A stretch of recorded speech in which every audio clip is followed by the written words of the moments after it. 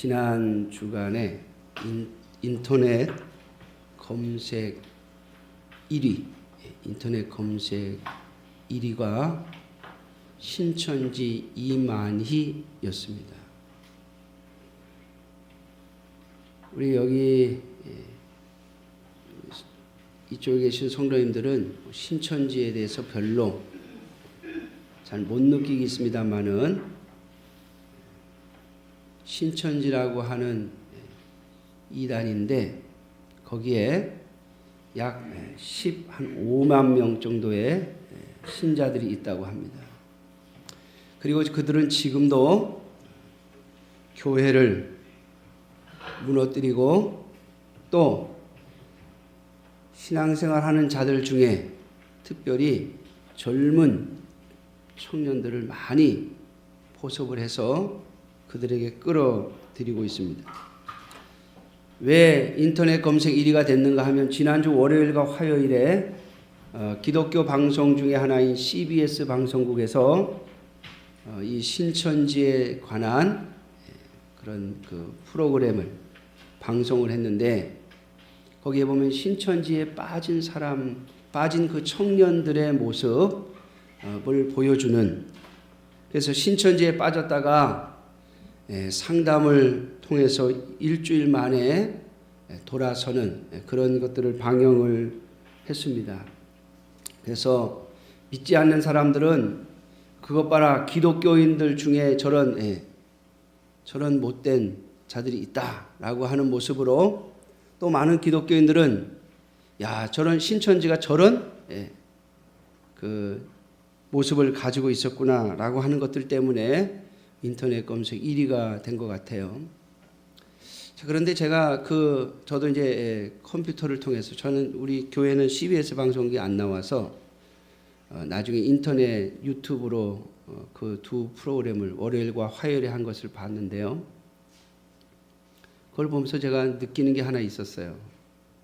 그 신천지에 빠진 사람들이 가지고 있는 아주 그들이 꽉 붙잡고 있는 것이 하나 있어요. 그게 뭐냐면 영원히 산다라고 하는 거예요.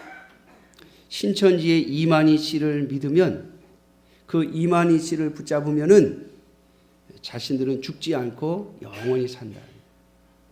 아주 확실하고 확고하게 붙잡고 있더라고요. 그 이만희 씨는 절대 죽지 않는다고 그렇게 몸부림치면서, 이만희 씨가 죽지 않기 때문에 그 이만희 씨를 붙잡으면 나도 죽지 않는다고, 그래서 영원히 산다고, 그래서 신천지를 떠날 수 없다고 그렇게 외치는 거기에 빠져있는 청년들의 모습을 보았습니다. 사랑하는 성도 여러분, 물론 신천지는 이단입니다. 이만희 씨는 영원히 살지 않을 것이며, 또한 이만희 씨를 쫓아가는 사람들조차도 영원히 살지 못할 것입니다. 그러나 사랑하는 성도 여러분, 영원히 사는 것이 그렇다고 없는 것이 아니에요. 왜 그렇게 많은 청년들이, 많은 기독교인이라고 말하는 사람들이, 교회에 다니던 사람들이 그 신천지 이만희 씨에 빠지는가? 그 이유 중에 하나가 오늘날 우리 개신교 안에, 기독교 안에 사두개인들이 많기 때문입니다.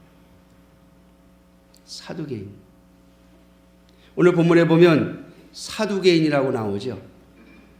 이 사람들은 구약 성경을, 여호와 하나님도 믿고 구약 성경도 믿는데 창세기부터 신명기까지만 믿습니다. 모세가 써준 창세기부터 신명기까지만 성경을 믿고, 그 창세기부터 신명기 안에 부활이라고 하는 이야기가 없기 때문에, 부활이라고 하는 말이 나오지 않기 때문에 우리는 부활을 믿을 수 없다라고 말하는 자들입니다. 그런데 이 사두개인에게 속한, 사두개파에 속한 이 사람들이 부활을 믿지 않는 이유는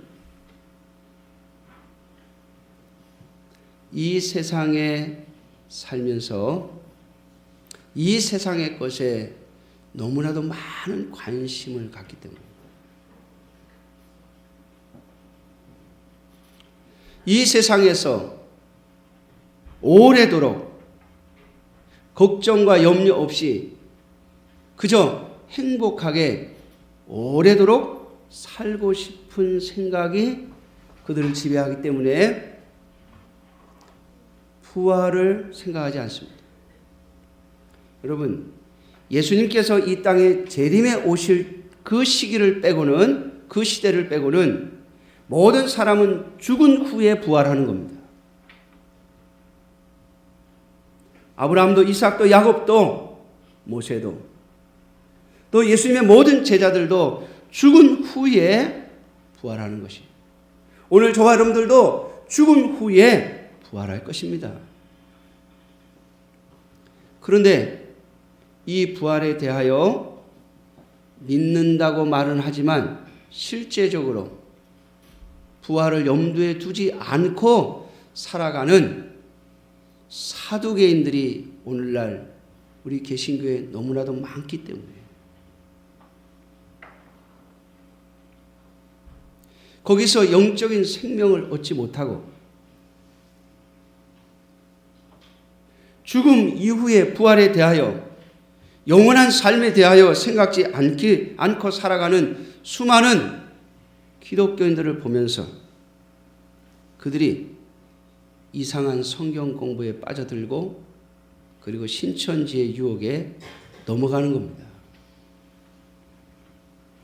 사랑하는 성도 여러분, 오늘 여기 사두개인들의 질문에 대답하시는 예수님의 답변과 말씀 속에서 오늘 저와 여러분들이 이 시대의 사두개인이 되지 않기를 주님의 이름으로 축원합니다.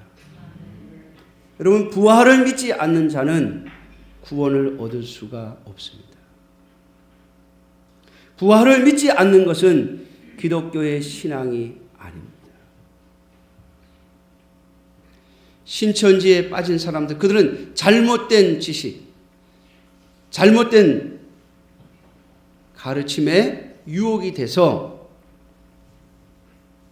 이만희 씨가 죽지 아니하고 자신들도 영원히 죽지 않는다고 하는 잘못된 확신 속에 이단에 빠져 있는 모습을 보면서 우리가 안타까운 마음이 있지만 그들이 가지고 있는 것 하나, 영생이 있다고 하는 것, 그리고 진짜 구원자이신 예수 그리스도를 믿는 자만이 영생을 얻는다고 하는 이 복음의 원리, 이것은 바뀌지 않습니다.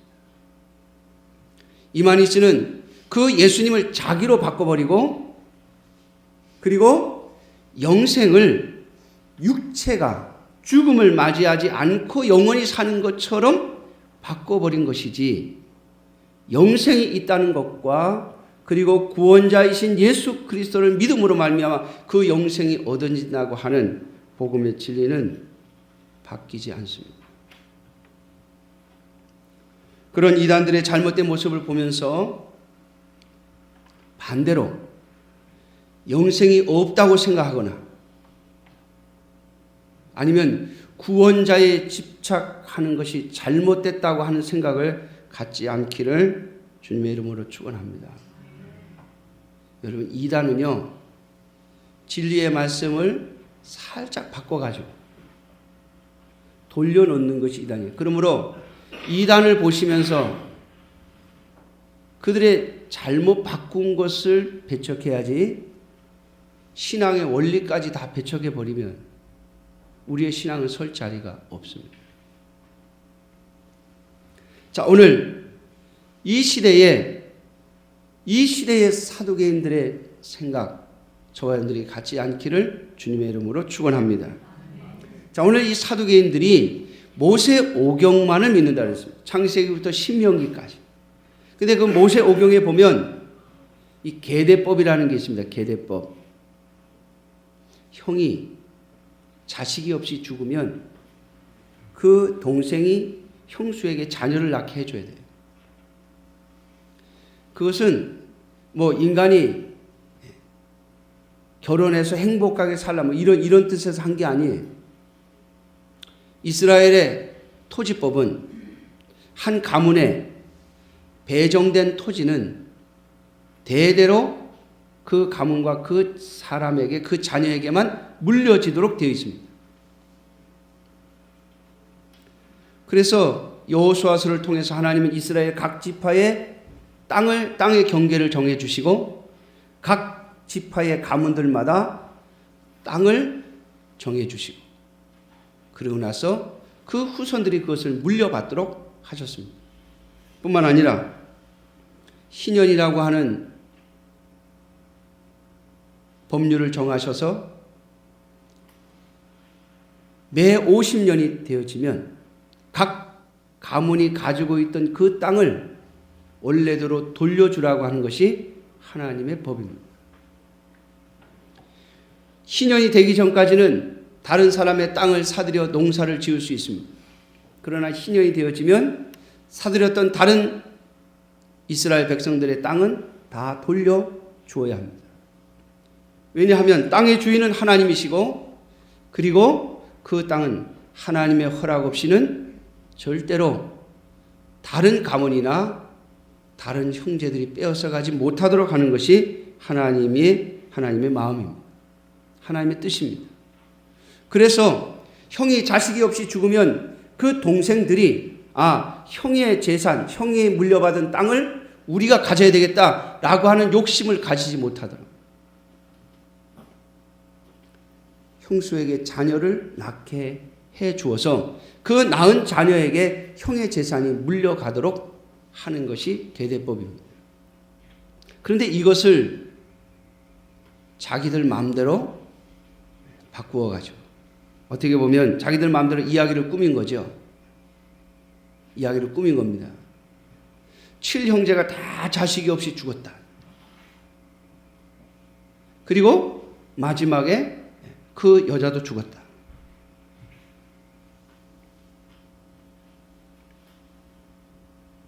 그런데 마지막 부활할 때, 정말 부활이 있다면 부활할 때에 그 여자는 7명의 형제들 중에서 누구의 아내가 됩니까? 다 아내였는데.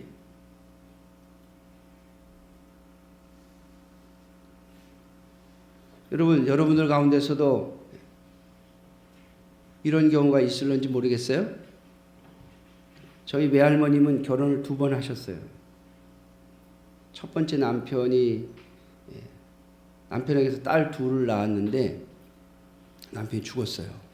그러니까 딸 2을 데리고 어떻게 살아갈 방법이 없으니까 재혼을 하셨어요. 재혼한 집에 가니까 거기에서 또 자녀 딸을 셋을 낳았어요. 저희 어머님은 5자매입니다. 5자매. 자매만 5이에요. 그러면 저희 외할머님은 부활할 때 누구의 아내입니까?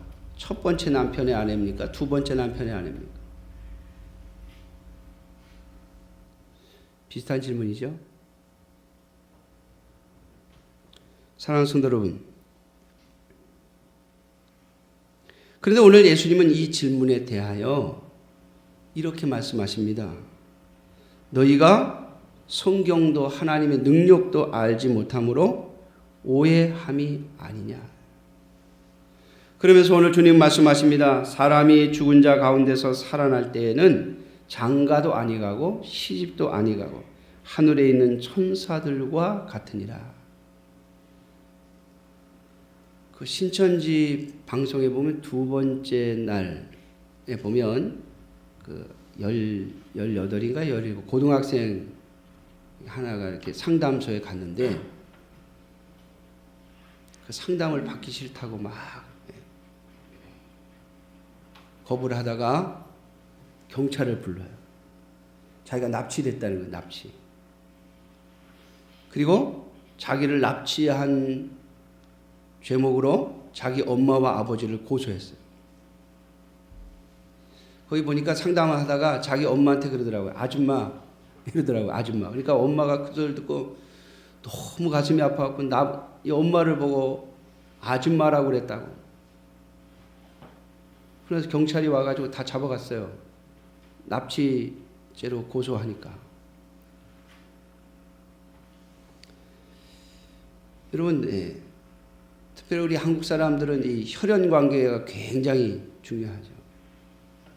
우리 민족적으로 그런 감정을 가지고 있습니다. 그런데 여러분, 부활할 때에 그때는 혈연 관계가 없습니다. 시집도 안 가고 장가도 안 가고 하나님 앞에서 다 어린아이도 노인도 없이 다 똑같이 영원히 살 몸으로. 그래서 성경은 우리가 부활할 때에 예수님처럼 부활하는 거예요. 그래서 예수님이 우리의 부활의 첫 열매라고 말씀하고 있습니다. 그래서 저는 그 말씀을 따라서 우리가 부활을 할 때는 예수님하고 비슷한 그 연령대로 부활을 하지 않을까. 여러분, 예수님 몇 살에 부활했어요? 만인지 한국 나이인지 모르겠습니다만 33이라고 그러죠. 33 아니면 32이에요. 만 30에 공생애를 시작하셔서 3년 하셨으니까 32 아니면 33.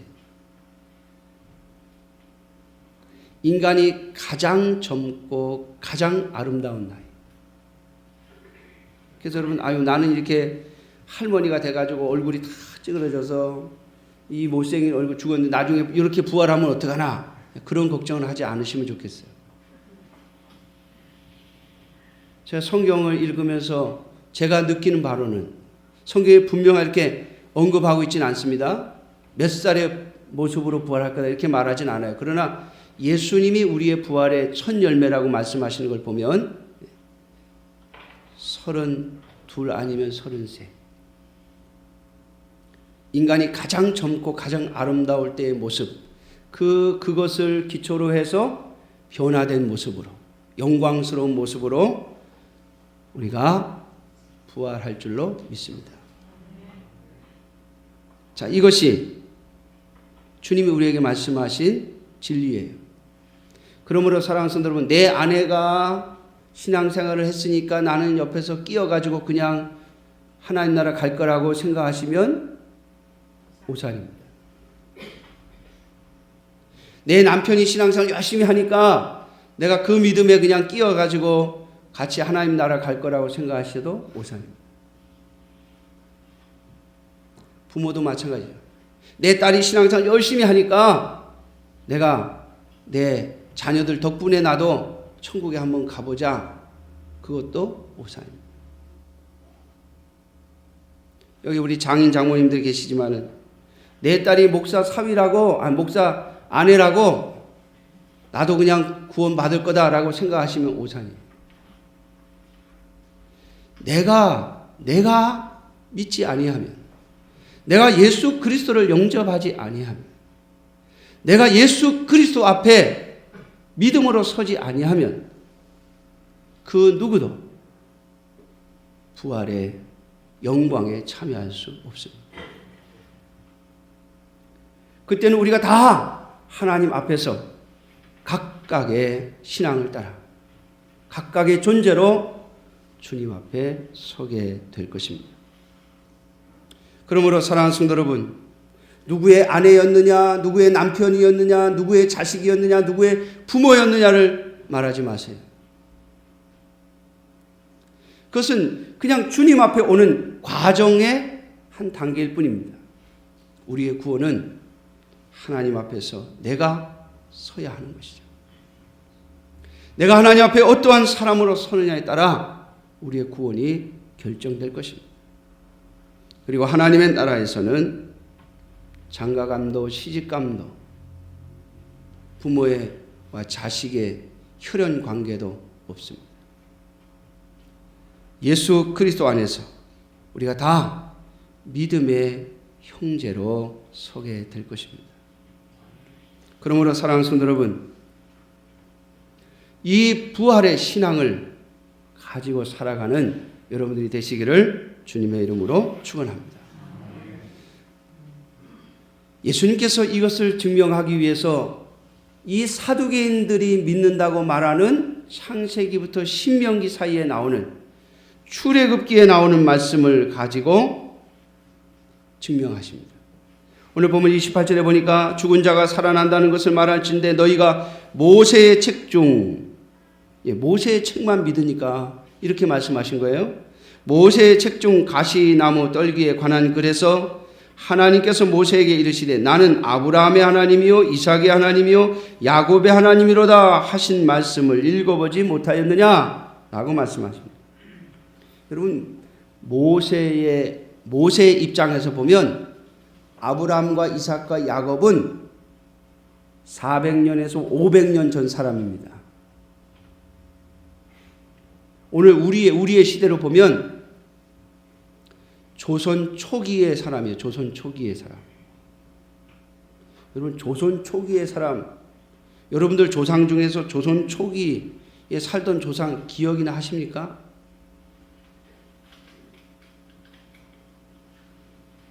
족보에 관심 있는 분들도 많이 있는데 한번 생각해 보세요. 조선 초기에 우리 조상 중에 누구 기억나는 분 있으세요? 여러분 모세의 입장에서 보면 까마득히 먼 시대의 사람입니다. 그런데 하나님께서 모세에게 나타나실 때 뭐라고 하셨냐면 나는 아브라함의 하나님이요 이삭의 하나님이요 야곱의 하나님. 여러분 어법적으로 말하면 이렇게 말씀하셔야죠. 나는 아브라함의 하나님이었고 이삭의 하나님이었고 야곱의 하나님이었다. 이렇게 말해야 되잖아요. 근데 하나님 그렇게 말씀 안 하시고 나는 아브라함의 하나님이요 이삭의 하나님이요 야곱의 하나님이다 라고 말씀하신 것은 하나님 앞에서 500년 전에 살았던 아브라함과 이삭과 야곱이지만 너의 입장에서는 그렇지만 하나님 앞에서는 지금 살아있는 자로 내가 그들의 하나님이다 라고 하시는 말씀을 하시는 거예요.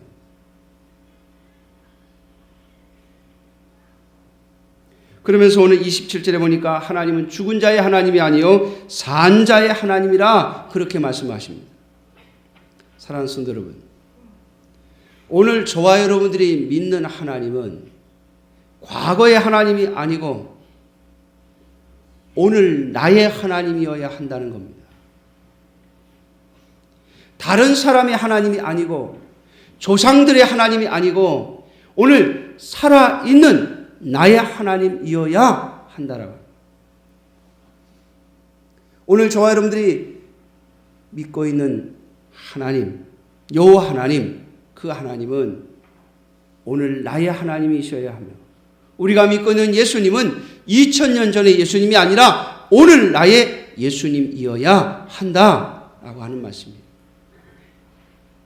그래야 여러분 오늘 저와 여러분들이 산자의 하나님이신 여호와가 나의 하나님이 되시는 거예요. 여러분 아브라함과 이삭과 야곱에 대하여 히브리서는 뭐라고 말하는지 아십니까? 그들이 이 땅에서 나그네의 인생을 살았다. 그들이 돌아갈 육체의 본향이 아닌 그들이 갈 영원한 본향, 하나님 아버지가 계신 곳, 그들을 존재하게 하신 그 하나님이 계신 곳, 진짜 본향을 바라보면서 그 본향에 갈 그 때를 바라보면서 이 땅에서 나그네의 인생을 살았다. 하나님이 계신 그 본향에서 영원히 살 그 소망을 가지고 이 땅에서 나그네의 인생을 살았다. 여러분 그것이 히브리서의 증언입니다. 오늘 하나님께서 아브라함과 이삭과 야곱의 하나님이라고 말씀하시는 것은 그들이 나그네의 인생을 살았기 때문이에요. 오늘 저와 여러분들이 바로 이 신앙을 본받아 이 땅에서의 삶이 전부가 아니라 하나님의 나라에 들어갈 소망을 가지고 하나님 앞에 부활하여 영광스러운 모습으로 갈 그 소망을 가지고 이 땅에서 나그네의 인생을 살으시기를 주님의 이름으로 축원합니다. 여러분, 이 신앙은요 이런 게 아니에요. 제가 이게 어르신들을 이렇게 대화를 하다 보면 그런 생각을 해요. 죽으면 다 그만이지만 안 죽는 사람 어디 있어? 다 죽을 때가 오는 거야. 죽으면 다 죽음을 다 맞이하는 거 아니겠어? 근데 여러분, 그게 신앙에서 온 말처럼 잘못하면 들릴 수 있어요. 물론 신앙을 가지고 하나님의 나라를 소망하면서 이 땅에서 영원히 살 수 있는 인간은 없어. 분명히 하나님 앞에 가야 해. 그러니까 그것을 소망하면서 이 땅에서 언젠간 죽을 날이 있을 줄 알고 살아간다. 이런 마음을 가지고 고백하는 것이라면 그건 신앙에서 온 거예요. 그런데 그저 어떤 사람들이든 다 죽는데 뭐 죽으면 다 그만이지 뭐. 언젠간 다 죽을 거야. 그러니까 그냥 살아있는 동안 잘 살면 돼. 여러분, 이런 마음으로 하는 고백이라면 그건 신앙이 아니에요. 그것은 얼마 전에 뉴스에 올라왔던 어떤 유명한 사람과 비슷하죠. 자기의 죽는 모습을 다 촬영하면서 사람들에게 인생은 이렇게 언제나 죽으니까 여러분들도 죽음을 두려워하지 마세요. 그러면서 스스로 이렇게 약물을 투여하고 죽는 모습을 이렇게 마지막까지 이렇게 깨끗하게 아파서 고통하지 아니하고 그냥 깨끗한 모습으로 죽는 모습을 보여준 그 사람과 무엇이 다릅니까? 여러분, 눈으로 볼 때는 굉장히 깨끗해 보이고 그럴듯해 보이고 참 깨끗하게 죽은 것처럼 보이지만 여러분, 소망 없는 죽음입니다. 우리의 죽음의 모습이 어떻든지 간에 뭐 전쟁터에서 죽든 아니면 병으로 고통하다가 죽든 뭐 교통사고로 죽을 수도 있죠. 어떤 죽음을 맞이하든 간에 저와 여러분들이 이 땅에 살면서 주님의 나라 하나님 앞에 나아갈 그날, 내가 이 땅에서 내 육신이 죽는 것으로 끝나는 것이 아니라 부활하여 하나님 앞에 설 거라고 하는 그 소망을 가지고 살아가는 사람이었다면 그 사람은 어떤 모습으로 죽든 그 죽음은 결코 비참한 죽음이 아닙니다.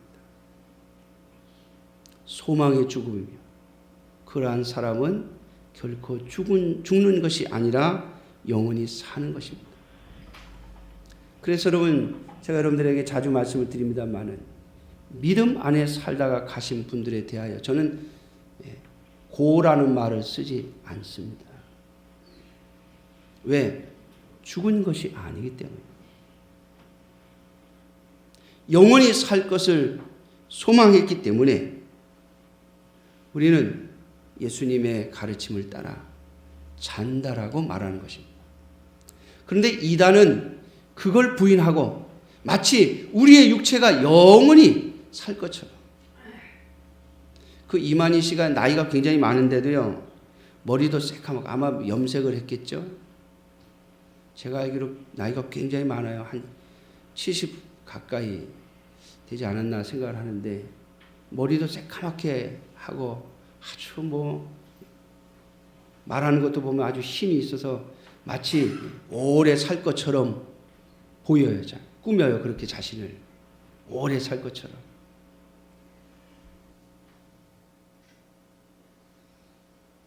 오래 살 것처럼 꾸며요. 근데 여러분, 거기에 수많은 사람들이 속아 넘어가는 거예요. 여러분, 우리의 인생은요 결코 영원히 이 땅에 살 수 없습니다. 이 땅에서 죽어야 부활을 맞이할 것입니다. 그러므로 사도 바울은 그가 고백하기를 내가 빨리 이 땅을 떠나, 이 세상을 떠나 주님 앞에 가고 싶다고 말하고 있지 않습니까? 그러므로 사랑하는 성도 여러분, 죽은 자의 하나님이 아닌 산 자의 하나님을 믿는 저와 여러분들이 되어지시기를 주님의 이름으로 축원합니다. 또 그 이단이 가르치는 잘못된 것이 하나 있어요. 그게 뭐냐면 이제 천국 갈 거니까 영원히 살 거니까 이 땅에서의 삶은 하찮은 것이며 별것이 아니라고 말하는 거예요. 그래서 많은 청년들이 그 신천지에 빠져들면 신천지의 사람을 끌어들이기 위해서 거짓말도 하고 온갖 수단과 방법을 가리지 않고 그렇게 열정적으로 하려다 보니까 대학 다니던 학생들이 대부분 다 휴학을 한대요. 또 직장 다니는 사람들도 직장을 그만둔대요.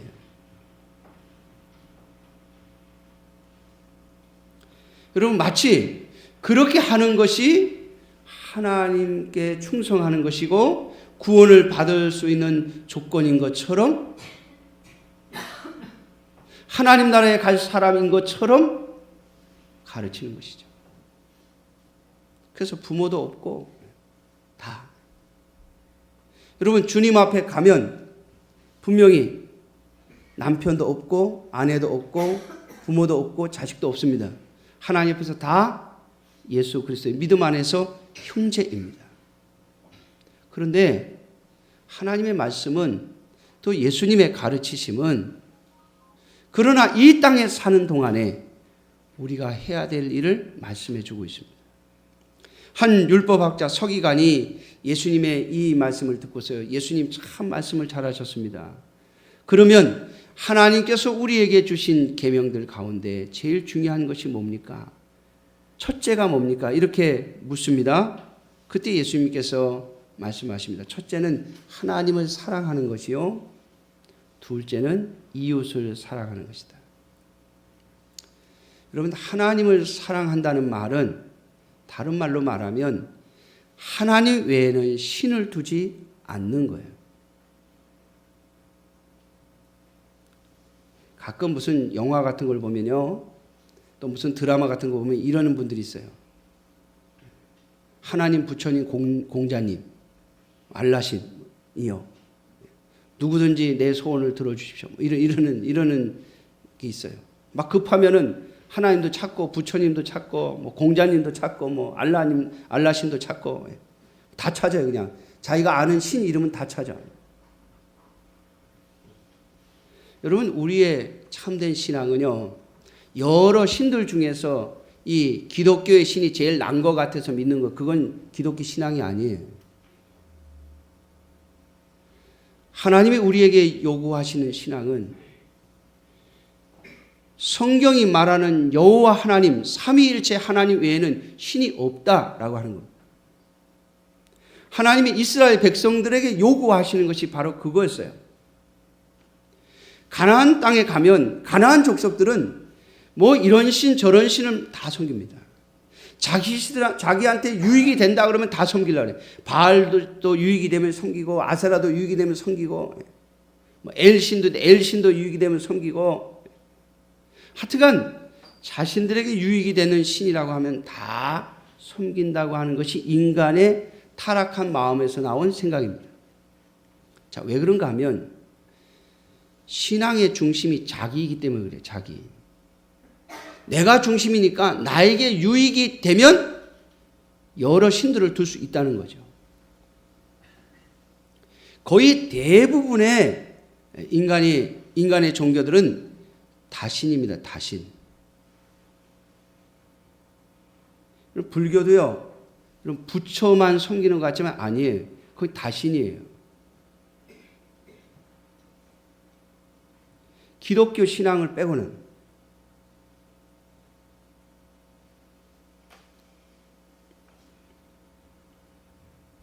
이 이슬람교가 무서운 것이요, 그것도 단일 신이기 때문에 그렇습니다. 단일 신. 알라 외에는 신이 없다. 물론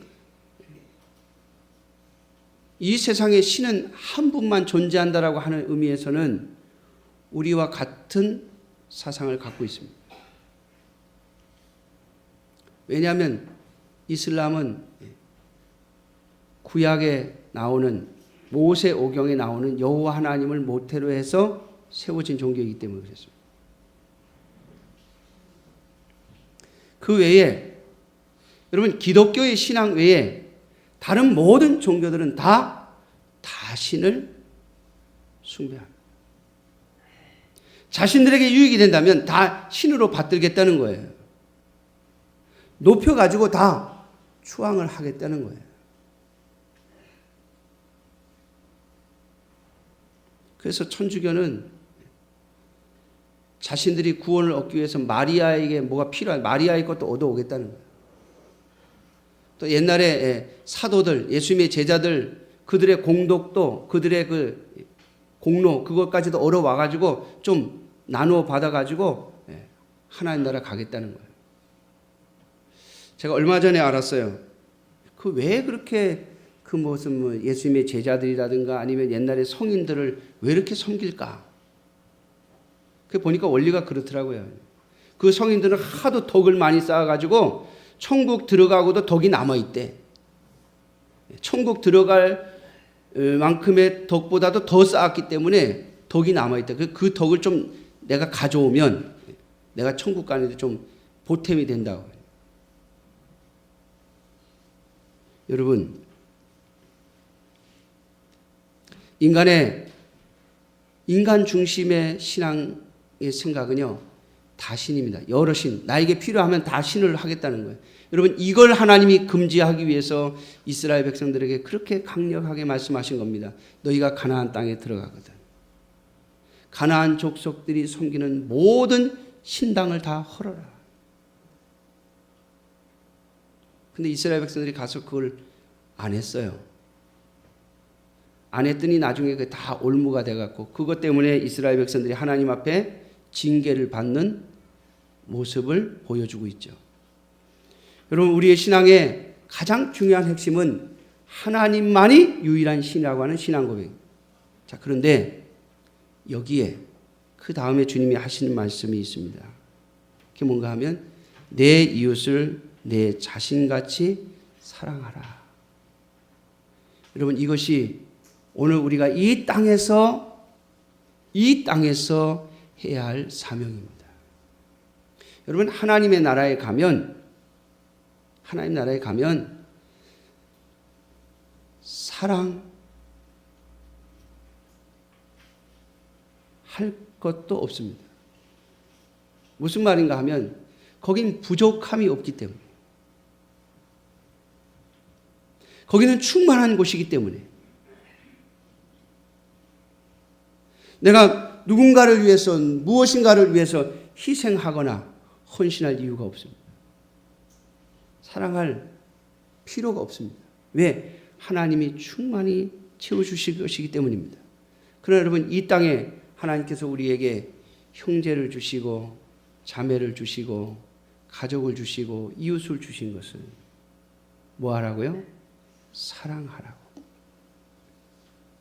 이것이 오늘 저와 여러분들이 살아가야 할 삶의 방식입니다. 하나님을 사랑한다고요. 그것은 반드시 내 주변에 나와 함께 살아가는 하나님께서 정해주신 이웃. 여러분, 가장 가까운 이웃이 누구겠어요? 가족이죠. 이웃을 얘기하니까 그럼 내 가족은 빼고, 아니에요.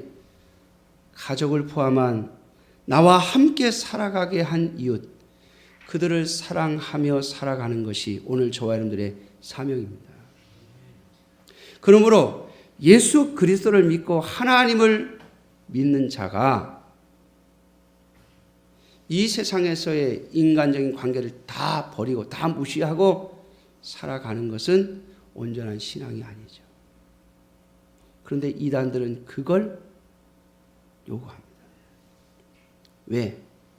그래야 자신들에게 유익이 돌아오니까. 사랑하는 성도 여러분, 하나님께서 우리에게 함께 살아가게 하신 자들, 그들을 위하여 기도하며 그들을 위하여 나누어 주며 그들에게 무엇을 줄 것인가를 생각하며 살아가는 저와 여러분들이 되시기를 주님의 이름으로 축원합니다. 이렇게 살아있는 자, 살아있는 삶을 온전히 살아가는 자들의 하나님이 바로 우리가 믿는 여호와 하나님이십니다. 이 땅에서의 모든 삶을 부정하고 다 내팽개치고 그저 교회에만 매달리라고 하시는 하나님이 아니에요. 우리가 주님의 일을 해야 교회 일도 해야 되겠죠. 왜? 복음을 전하고 또 돌보고 서로 사랑을 나누기 위해서. 그러나 여러분 가정을 다 팽개치고 주님의 일을 한다고 나서는 것은 하나님의 백성의 삶이 아닙니다. 하나님께서 그러한 일들을 위하여 부르신 자들이 있습니다. 그들을 통해서 하나님은 일하실 것입니다. 그러나 사랑하는 성도 여러분, 오늘 모든 믿는 자에게 하나님께서 주신 첫 번째 이웃은 바로 여러분들의 가정입니다. 가정을 위하여 기도하고 가족들을 사랑하는 모습으로 살아감으로써 오늘도 산자의 하나님, 저와 여러분들의 하나님이 되시기를 주님의 이름으로 축원합니다. 기도하겠습니다.